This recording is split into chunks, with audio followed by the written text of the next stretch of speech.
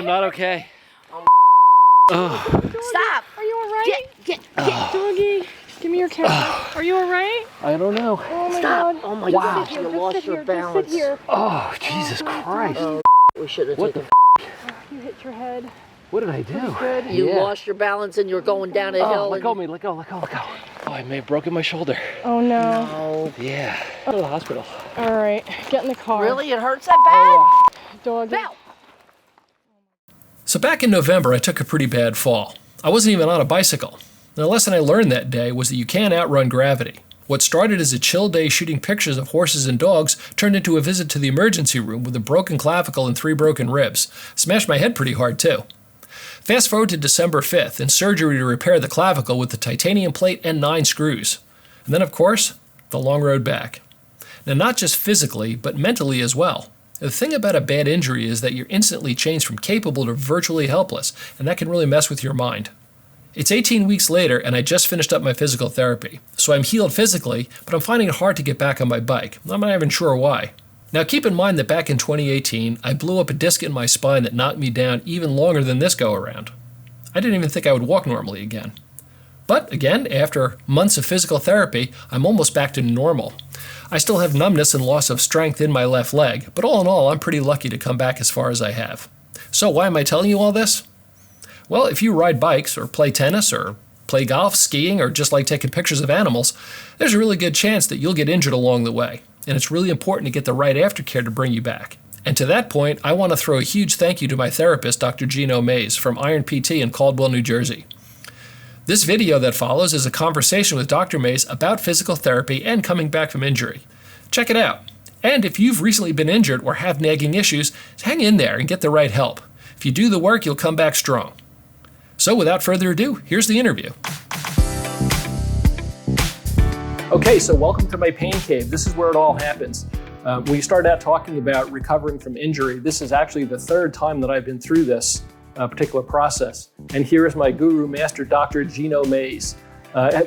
It's Dr. Calvin Mays, but why do we call you Gino and not Calvin? Well, my legal name is Calvin, but my born nickname is Gino. My mom, she longtime school teacher, one of her kids in her class, his name was Gino. She loved that name, and so right from birth I was Gino. But I'm like, Mom, why don't you just name me Gino? Why is it now Calvin? And now I have to explain every time I go to class that it's a great question. And to which she said, I just like the name. And that's She's like, I just like the name. I'm going to make it difficult for you. All right, fantastic. So anyway, so here we are inside my the Iron PT location here in Caldwell, New Jersey, that we showed you at the beginning coming inside.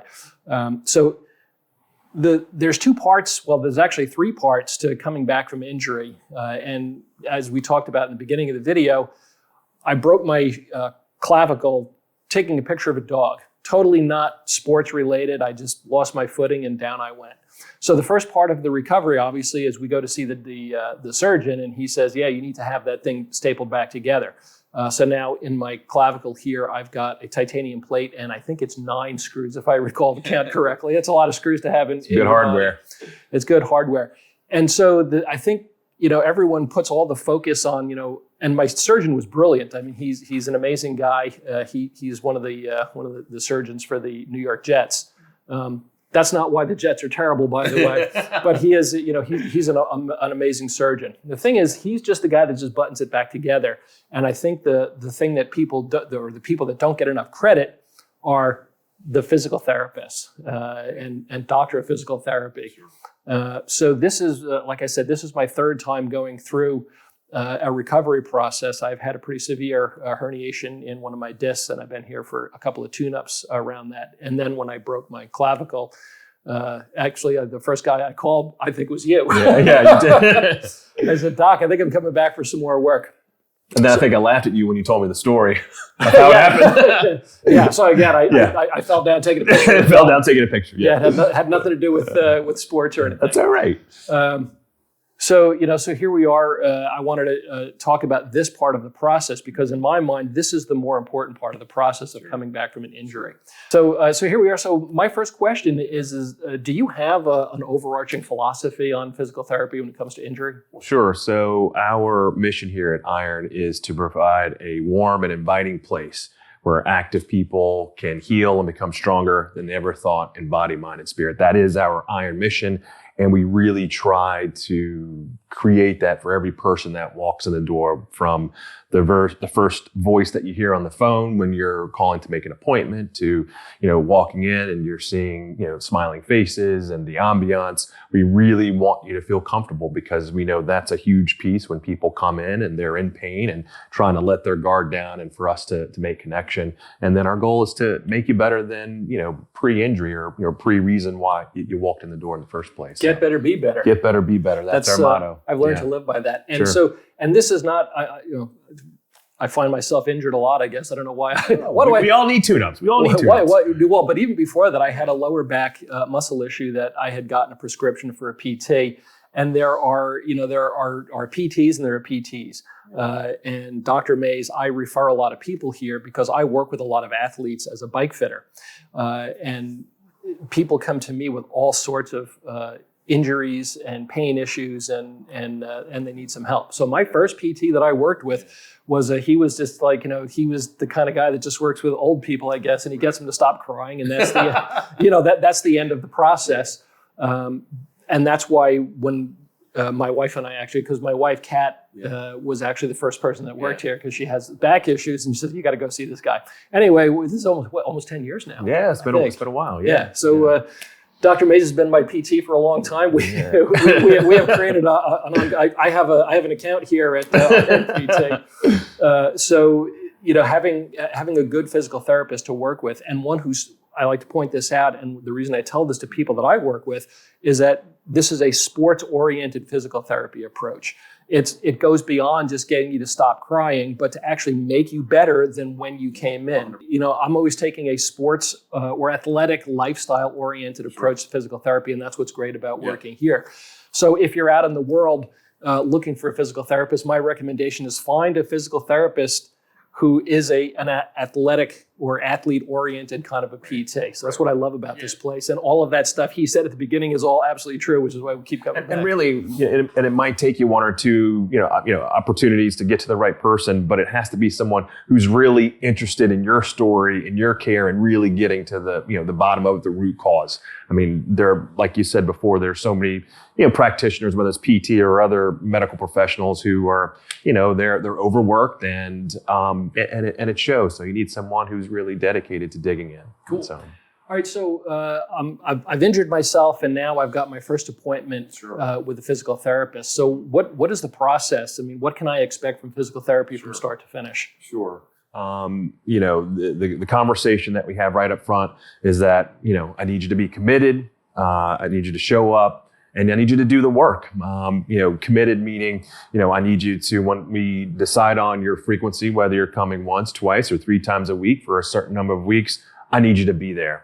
And when you're here, I want you to give it your best effort. I don't expect that everything is 100% and that you feel great all the time, but just showing up at your appointment, doing the things that we ask, that alone gets you 90% of the way, just doing that component. But then also committed as far as like doing the homework. And so with homework, it might be, a few exercises that we've prescribed, or it might be, changing of postures. It might be, a posture or habit that got you here in the first place, and we need to correct those things.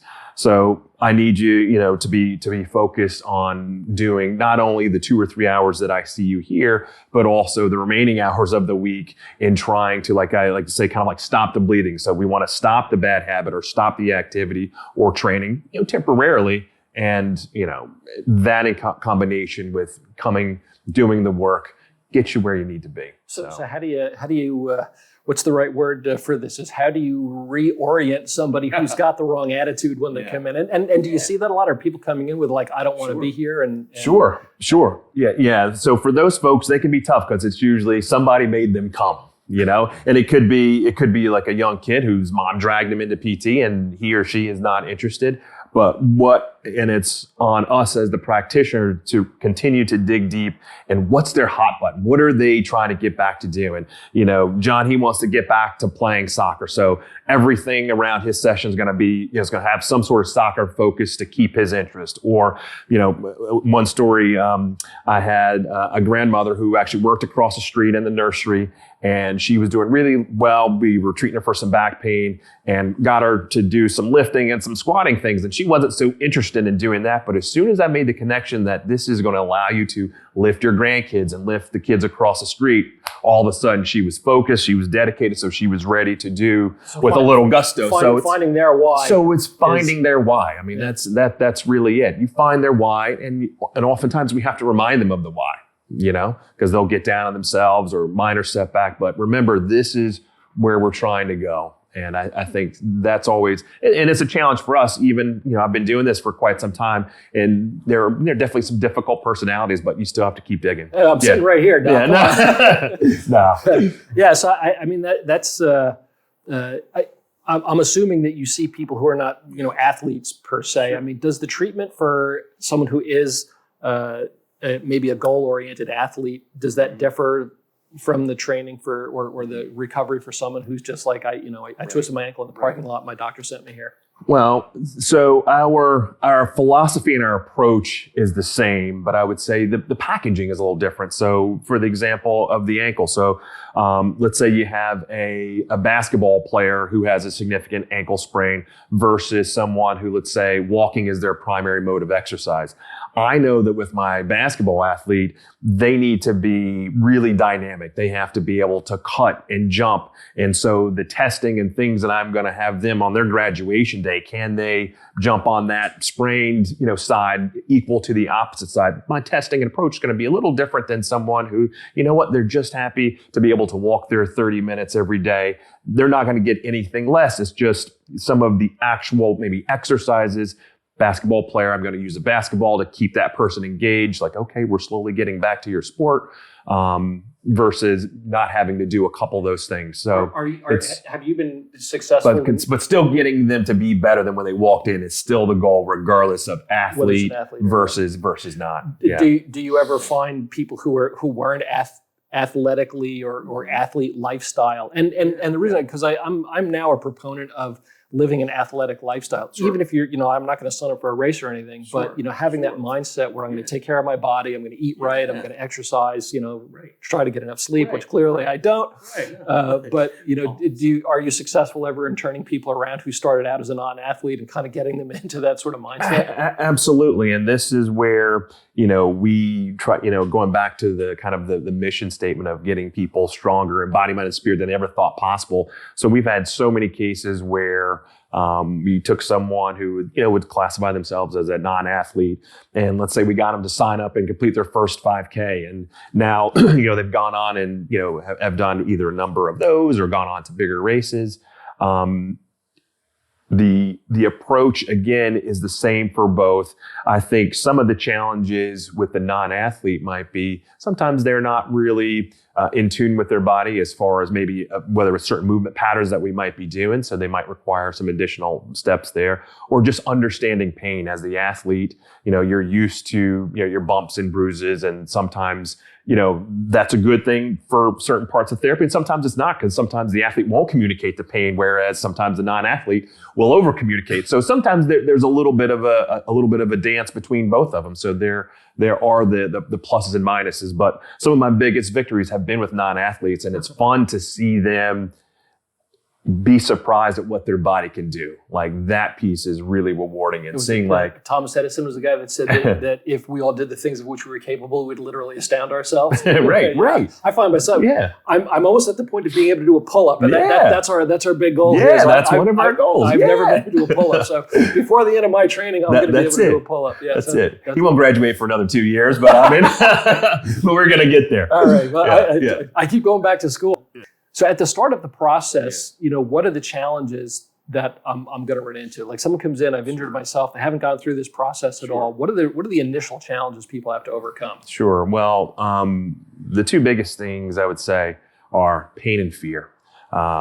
usually right in the beginning, everybody is in typically, I would say 90% are in some sort of pain. And so people's response to pain and how, what's their background and history, how do they handle pain, that's all different. So that already, can create a certain environment for the person in their mind as they're coming in. And then fear. A lot of people are afraid of physical therapy. They don't know what to expect, or, maybe they see some of these athletes on, our social media and they're, a little timid. And so, it's on us, again, going back to creating an environment that's warm and inviting, so we let the guard down.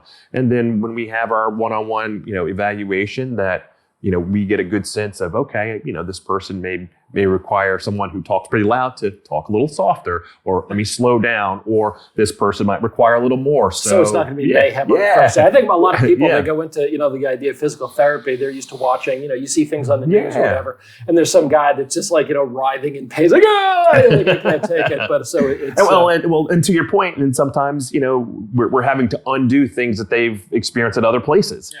And so we have to say, okay, I'm sorry you had that experience. This is our approach, and this is how we're going to handle it. And then I think the other thing sometimes that's a challenge is sometimes the patient's lack of communication regarding their understanding of the process and their injury or thing that they're here for. Because sometimes, one of the things that, we'll get to later is that we need the patient to communicate, because we don't know what we don't know. Like if you say that you understand, but then, you're pulling back, and, sometimes that piece can be challenging as well. So here's the question that it's a hard one, because I think I know the answer, but I want you to tell me. How is a patient going to set themselves up for the best results? Yeah. So one of the things that we want you to do, as soon as we're done at the end of our evaluation, I walk you up front. This is our program. Okay. For the next 8 weeks, this is when I want to see you. So I think one of the best ways is to prioritize your time with us, meaning I want you to schedule out that 8-week plan of care. So that way it's already in your Google Calendar. You can't undo it. And it just shows that you put your recovery first. We have one body, right? And so we have to really prioritize that. And with that being said, so not only scheduling plan of care, but also sleep, nutrition, right? Stress management, all those things are factors that, we discuss. We don't focus on that, but we discuss, and I make sure that, okay, some of your homework might be to, address one of those things, because there are many times I've dealt with patients where physically we're doing all the right things. The shoulder, for example, is moving, strength is coming along, but we're still hitting a roadblock. And I talk to the patient, oh yeah, last 2 weeks, I've only slept 4 hours. I'm working overnight shifts. Food's been kind of garbage. Okay, so let's clean it up. Let's create an environment for healing. So those are all the other things that help us in our component of healing. So you're talking to people about all the stuff that's going on outside of, yes, you're yes, not just like, yes, okay, because come in, we're going to work I need them to have I would need their body to have an environment of healing. And how do we do that? That's where we're getting our sleep. We're doing the hydration. We're eating good stuff. We're trying to manage stress as much as possible, just so that you can have the best opportunity to recover and recover quicker. The sleep is the thing that I seem to struggle with the most, and particularly at the beginning. When I had first, I've got the big sling on everything. Trying to sleep with that on is challenging. Now I just have the stress of my business to. Right. That's a small one. Hey, we live in stressful times, right? What are you going to do? That's kind of and things like that, for example, are to be expected. You continue to communicate that with your therapist, and we would say, sleep is one of the last things that really comes when it comes to, let's say, the shoulder, because you roll over and whatever else, and that can be challenging. You wake up screaming in pain. You wake up screaming in pain, right? I see a lot of people that come in for bike fits, and they're not injured per se, but when I get into talking to them, and I'll do a quick evaluation, and I tell them right in front, I'm not a doctor, I don't play one on TV, but I know enough where I can spot things that are going wrong.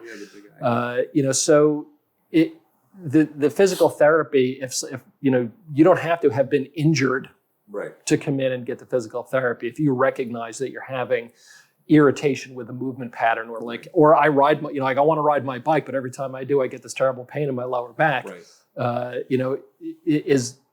physical therapy is for that person as well. 100%. And I'll kind of give an example, kind of like a mechanic, we're the human mechanic, but we'll use like the car as an analogy. So most people know us for the car wrecks, the accidents, okay? Something that required surgery, something that required bracing, some significant event that happened, right? So that's one scenario. The second scenario is like, okay, your car is, it's not moving, it's making some noise, it's not going so great. It's like, it sounds a little funny. Something is obviously wrong. So that would be brought to the mechanic. So that's a kind of another scenario. So those are kind of our folks who, let's say, have an overuse kind of thing. This shoulder's been going on for about 8 weeks. I've taken some ibuprofen, done some of my own stuff. Okay, that's our person there. And then the other one is preventative maintenance, right? You're doing your oil checks and there's nothing wrong, but you're going in because you want to make sure that your vehicle continues to run smoothly as you have planned. And maybe you've got a big trip coming up. So and that's where from a PT growth standpoint, and, I have this conversation with all of our patients who've been here, is come to us before things, happen, before they get out of hand. Yeah, before they get out of hand. And it might just be, 1 or 2 sessions, just like, just taking a look at, do you want to maybe move a little better? Maybe you have a big bike race coming up and things have been a little tight. Nothing that you would classify as pain or an issue. Great. That's when I want to see it, because then I don't have to stop your training. It might be a simple modifications. I might go say, you know what? You need to go see Brendan for a bike fit. That little piece should clear you up. Here's a couple exercises to continue. And great. And so now we've avoided going down the pain tunnel just by having someone take a look beforehand. So no, you do not need to have an injury. If you just want to move a little better, feel like there's something that I could do to, whether it's to get stronger or, do whatever movement pattern or sport or activity that you want. That's where we're not used enough. And one group of folks, because we've seen quite a number of runners and we've grown really in that sector, that people will come to see us before races. Like, okay, I got a race coming up. I just want to come in for a tune-up. So then we'll do our evaluation. Okay, these things are a little tight. All right, I need you to foam roll these areas. Okay, let's continue with some glute strengthening. Let me look at your training program. Okay, we make some modifications there. Okay, great. So we see him for a few. So this is an injury prevention. This is an injury prevention. Routine. Absolutely, yeah, because they want to continue because they know they have something coming up. You might have a big car ride coming up. In this case, this person has a big race coming up. So it's kind of a similar thought pattern. And that's where we want people to grow and utilize physical therapy. So physical therapy. So it's not just for injured people anymore. Yeah. Right. It's not. It's not. That's probably the best advice I can actually offer, is that taking care of stuff before it's a problem. Right. And then it makes your job easier when you're doing it. It does the bike indeed. fit. Well, this is, again, doing bike fits for people that are not necessarily injured, but they're just like, there's just stuff going wrong. And it's like, I can't find a comfortable position for them. It's like, it's not the bike, It's, unfortunately, you got to do a little work. Yeah, you got to do a little work. Yeah, cool. Yeah. What's your advice for trying to overcome that injured mindset, emotionally or psychologically? Sure. It's like, you work with a lot of different athletes. If you could give me 2 pieces of advice, even 1 piece of advice would be good. No. How do I overcome that? Yeah, well, I think sometimes just kind of taking the expectation of the instant fix. It's a journey, right? It's not the Amazon overnight prime kind of fix. With the exception of one significant event that happened, and that requires its own kind of recovery in itself. A lot of times the stuff that we see, it took weeks to develop and whatever else, and so. Part of not only healing is then trying to unlearn some of the habits that kind of got us down this road, while we try to retune and get you moving in the right direction. But overall, continue to stay positive. Celebrate the little wins. Like think back. Let's say for you, a month or 2 ago when you weren't able to do certain things, and like, well, shit, I remember. Oops, I remember when that you couldn't reach for something on the shelf. I'm gonna do what? Watch this.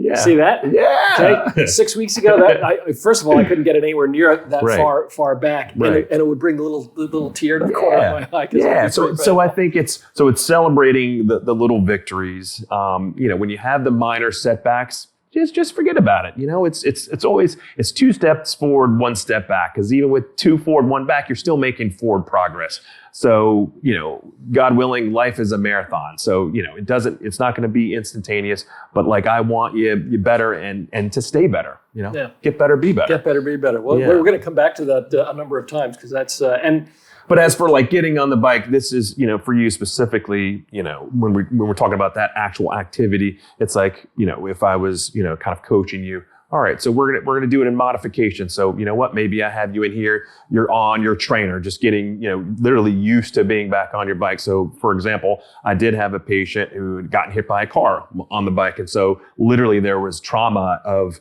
physically getting on the bike. And so part of it was like, all right, bring your bike in here. We're gonna actually get on the bike and we're going to ride for 10 minutes on a trainer. Just the mindset of getting back on it. Okay, now at home, I want you to just get on your bike. You're not riding anywhere. Just practice getting on it. All right, now just ride around the block for 5 minutes. So I think it's just easing back into it so that you're building confidence with that. You don't have to go out and ride for 2 hours. This is my problem. I cannot stand riding on a bike trainer. Fair enough. Yeah. If I never had to ride a bike trainer again the rest of my life. But maybe it's just riding around the block, just like, okay, my shoulder didn't blow up, like I'm okay. Yeah. And every time you do that, it's just like little check marks in your brain, like, okay, it's okay. Yeah, another little tip for everybody. So my shoulder doesn't hurt. I can get on the bike now. My shoulder doesn't hurt at all. It's now, but the thing that I didn't do is after not doing anything for like 5 or 6 weeks, is sitting on my behind, my lower back. And as you know, I've been here for that, that all of those muscles are, if I don't do continual maintenance on that, that comes back and bites me in the backside. Back in the backside, right? Yeah. So that's the other thing is you got to do the maintenance once you're never stop moving. I mean that's our job until the day we die, is to never stop moving. Especially some of my older folks who are retired. I'm like, this is not the time to get comfortable. Now your only job is to move and take care of your body. If anyone has no excuse for not running or riding their bike or swimming or whatever it is, it's people who are retired. So what's your best advice for a maintenance program afterwards? I mean, I don't envision a lot of people setting up a home gym that has all of this equipment. Right.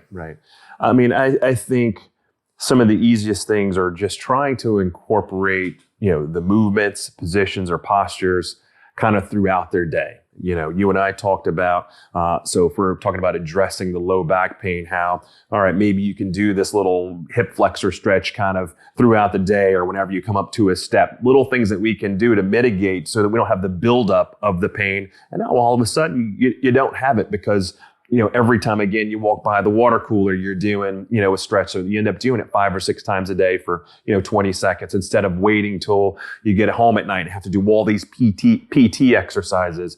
As far as, the exercises where it does require, okay, you're using the band or you're using some weight. I want you to incorporate it in part of your weekly exercise routine. It might require that you have a buddy that's kind of an accountability partner, at least for, a couple of months once you're done with therapy. And I'm not saying that you then totally forget about it, but you might not have to do it quite as much. But the goal is to really try to make it a habit.